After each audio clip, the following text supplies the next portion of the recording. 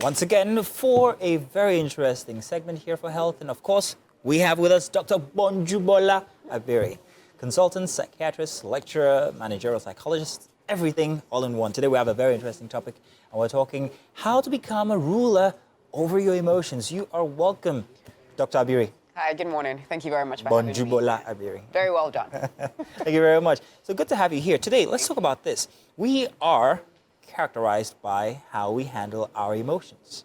However, how can we have a handle on our emotions in the first place? All right. Please tell. So I think that by starting, it's important to know what exactly an emotion is. There's a quote, I don't know who to ascribe it to, that says that life without emotions is like a vehicle without fuel. It's not going anywhere. And then very often you find people saying, I don't have emotions, I don't feel emotions. In fact, in my practice about 5 years ago, I met a young man who told me, Doc, I don't know when I'm happy, I don't know when I'm sad, I don't know when I'm angry.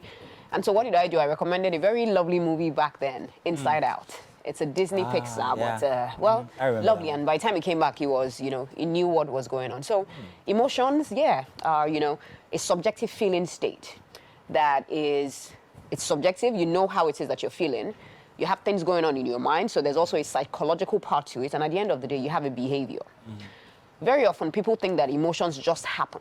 And so, for instance, if I slapped you and then you go angry and slap me back, they would say, I don't know what happened. Yeah, I won't. Well, I won't slap you in the first place. But they say that I didn't even have a moment to think. No, emotions are, you have an idea.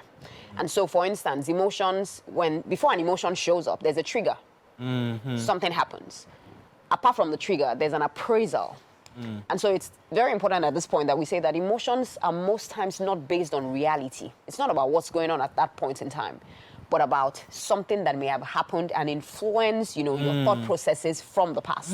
So if, for instance, and I always give this example that maybe I was in university and I dated a young man called Mazino, and maybe he broke my heart and served me breakfast. Every time I see a Mazino, what am I likely to think? Yeah, to think he's a heartbreaker. So that's the appraisal. Yeah. Following the appraisal, of course, you also have what we know as physiological mechanisms. Your heart races, your respiration increases, your muscles tense, depending on what it is. And at the end of the day, you have a behavior. So there's a trigger, there's an appraisal, there are physiological mechanisms, and then you have a behavior. So emotions are complex physiological mechanisms and processes, and they don't just happen. I like that you did that. Yeah, so first of all, defining what an emotion is before we go right into it. Very important. And then I think it's also very important that people remember that there are no good or bad emotions. You just have appropriate or inappropriate emotions for the situation at the point in time. But now, how do you become a ruler over your emotions? Because more often than not, we have people who are unable to control their emotions, who go into a rage, who may start to cry, uncontrollably, depending on what life throws at them. And so the ruler is just, an acronym.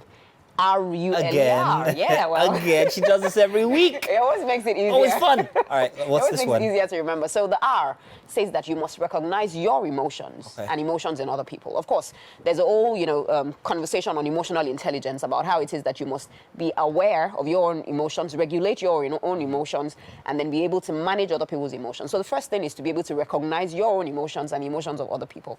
The U says that you must understand that there's a cost to your emotion. Something triggered this again, and there's a consequence to any emotion that I have. The L says that you must be able to label your emotions appropriately. What am I feeling? And so instead of just saying, it do me giz-giz, or I'm just feeling somehow, what exactly? Give a name to it, put a name to it, identify it, and label it correctly. Anger, is it pain? Is it trauma? Exactly. Is it shame? Is it envy? Is it jealousy? What exactly am I feeling? Envy and jealousy, too closely related. Yes. And then the E encourages that you express your emotions. Express it in an appropriate manner. So if you feel angry, you can say something about it. No one is saying be destructive, and that's where the R comes in. You must be able to regulate your emotions in a socially acceptable manner.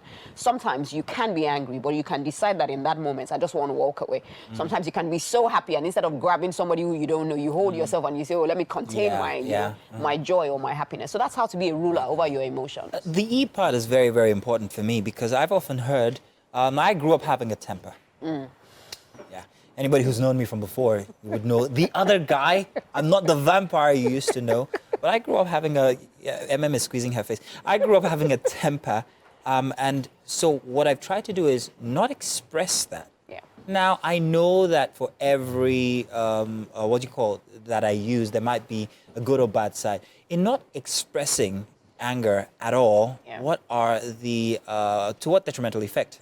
Well, so not expressing not just anger, but any other emotion that you feel is like putting dirt under a carpet. You know how it is that we say Ooh, yeah. it destroys it from inside. Yeah. And so what happens when you have such a high-powered emotion such as anger and you don't let it go out?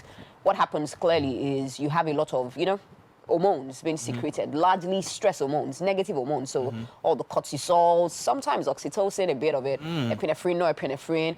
And so what does it do? It does exactly what chronic stress will do to you, because if you are keeping anger inside, something that you should, allow to go out through an outlet, what it does is that it then starts to cause damage at different, organ systems. Yeah, it affects the organs, the actual physical organs. It's the reason why, for instance, they say that unforgiveness tears people apart, breaks you in, especially because you're holding back and you're not letting go. So it's important to feel your feelings, feel your what you're emotions feeling at any time. Yes, and don't just quell it and bottle it up. Of course. Substituting emotions, however, what about that? Substituting expressions,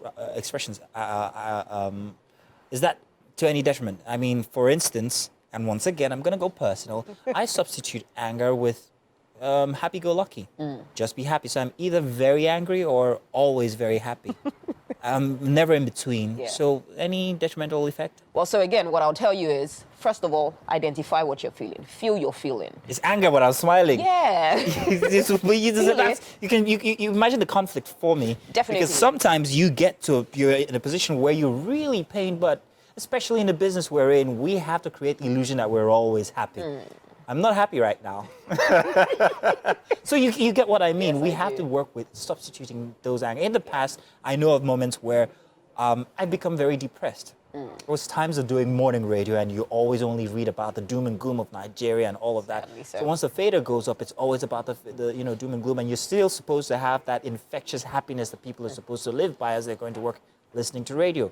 But once the fader came down, I became so depressed. Like, what is going on? It was a roller coaster from the heights to the lowest points. How do you manage that, especially professionally? Also, I can imagine, and of course, it takes us back to that conversation about mental health in the workplace. Being able to identify and know what the triggers and stressors of your peculiar work environment is. But then again, don't discard what you're feeling. Feel it.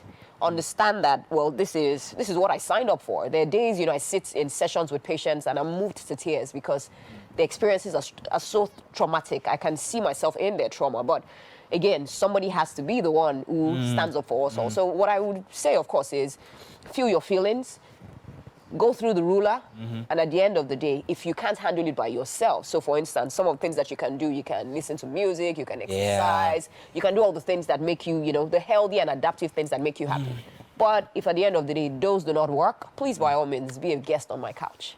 I would love to be a guest on your couch along with other submissions that you've made today. Like, for instance, is it still open to be the person that dated you back in school?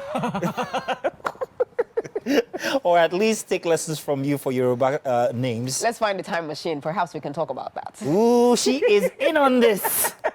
But once again, please remind us, ruler, R for... Recognize the emotion in yourself and in others.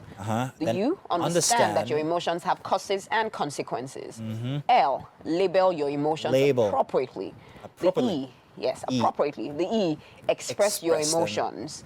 And the R, regulate your emotions in a socially acceptable manner. Labeling, however, might be tough for people because what is this? How do I define it? I can express it, but I don't know what it is exactly, especially when it comes to envy, jealousy, shame, or there's one close to shame, I can't remember what it is. But all those kind of things, I feel a certain kind of way. I'm not sure if it's shame or if it's just anger, so labeling can be difficult. How can one put a tab on labeling these emotions? So labeling would be easier if people were more self-aware. Self-awareness. So self-awareness is key. Know yourself. It's if you don't know yourself, you can't be the best. Know yourself, know who you are, and have open, fearless, and honest conversations with yourself. Like I said, my patient many years ago honestly told me he was vulnerable. Doc, I don't know how I feel per time. Know yourself. And then get in tune with your emotions. Be honest. Whatever it is that you're going through, ask yourself, sit down with yourself. And sometimes, a barrier to being self-aware may also be because you've gone through so much trauma that has shielded or covered up quite a lot of your life. So at the end of the day, again, a therapist, you may need a therapist to handhold you through the process of self-discovery, of which, of course, self-awareness is number one. Fantastic. It's been a fantastic. Has it been 5 weeks? 4. 4 weeks? Well, this is the last time we're seeing you this month at least. We will definitely have you back again because it's been such an educative session, all 4 of them, every single time that you've been here. And I'm glad that I've had the giant share of actually having these conversations with you because I've learned a lot personally and I didn't have to pay for it. Not just yet. Thank you very much, Dr. Gbonjubola. Thank you very Abiri, much. it's been fantastic having you on our couch. Thank you. And we look forward to having you again. Of course, we have your social media handles so we can follow you with all those very zany things that you do on social media. She's very zany on social media. Thank you very much once again.